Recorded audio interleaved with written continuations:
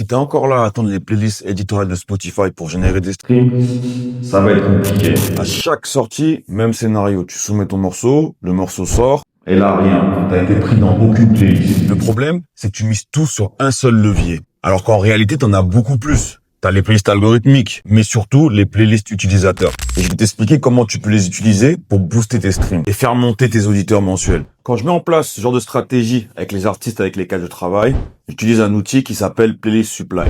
Ensuite, je vais prendre le temps d'analyser et de comprendre le contexte du morceau. Le style, l'émotion, les meilleurs moments pour l'écouter. Est-ce que c'est le matin? Est-ce que c'est le soir? Est-ce que c'est après le sport? Est-ce que c'est avant d'aller en soirée? Ensuite, je vais rentrer dans la barre de recherche. Ici, on va prendre un exemple. Sad Rap Song. Je tape ça et t'as une liste de playlists qui va apparaître. Je vais analyser, trier et je vais vraiment sauvegarder uniquement celles qui font vraiment sens avec le morceau. Point important, je suis toujours à l'affût pour voir si la playlist en question utilise des bots. En gros, si je vois que la courbe est bizarre, qu'il y a des pics qui vont vers le haut ou vers le bas, c'est non.